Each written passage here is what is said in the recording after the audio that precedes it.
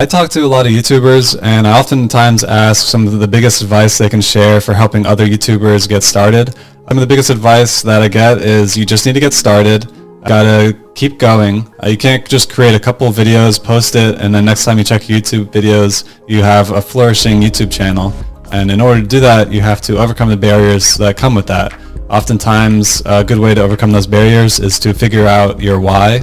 If you have a powerful enough why, then you can overcome the barriers to get started, and you'd have the motivation to keep going. And that's what this channel is about, is why influence. Why should you be sharing?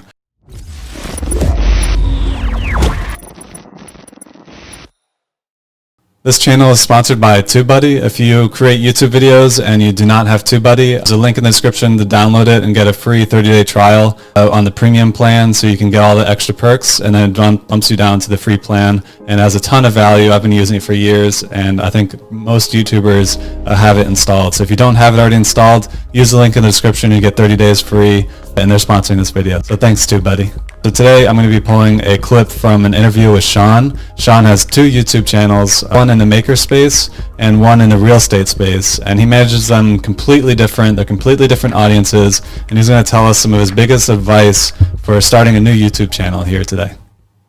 So before we dive too deep into your story here, what would be some of your biggest advice for new influencers? Like if someone's going to create a YouTube channel today, or maybe they just recently started one, they're trying to figure out how to optimize it. Like, what would be some of your biggest advice for a young YouTuber? Yeah, so I gotta say what everyone already says, but you just have to start, right? I'm gonna start with that. Like, you just have to start. It doesn't matter if you just have a phone or lighting or anything. Everyone wants to be an Apple product. Everybody wants to be, successful right out the gate. But if you watch any of the really experienced YouTubers, they have hundreds of videos, possibly even other channels that they started a long time ago before they found what they were doing. Like, I just watched Mr. Beast's kind of biography, and he had posted hundreds of videos that only got like a few thousand views total for all those videos, and now each video gets 1 million views. So really, he just started. That's all he did. He just started, and now he's where he's at. Outside of that, though, every channel is different. So if you go and look at some other YouTuber who does things this way, they post on this day, they use this type of thumbnail with this type of font. I found that my data, the data that is given to me by YouTube, shows a completely different story from my type of content.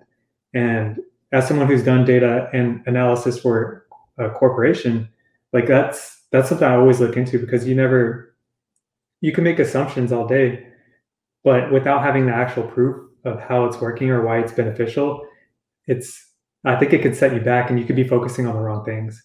And a good example of that is I would always Google, when's the best time to post? When's the best time to do this and that? And it everywhere says Tuesdays or Wednesdays. And then on Pinterest, you should post on Fridays and so on. My content is like a lot of how-to and DIY stuff around your house.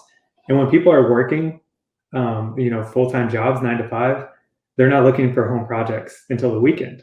So my content is better suited for the weekend, and my data reflects that. Right. I think, learn from other YouTubers, but also look at your own data and what your customers are telling you, your viewers are telling you.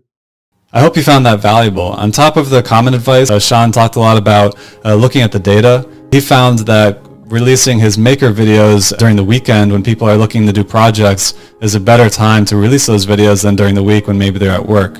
And depending on what your channel is, there may be better times to release your content. And it may not be the same as looking at another channel and seeing what they're doing, even if it's in the same niche. So make sure you experiment early on, see what works, and then stick to that. But also occasionally throw that curveball in and keep experimenting, because you never know if you're going to find something that works better. I hope this video is helpful. Post in the comments some of your biggest advice for new YouTubers, or what you wish you knew when you first started your YouTube channel.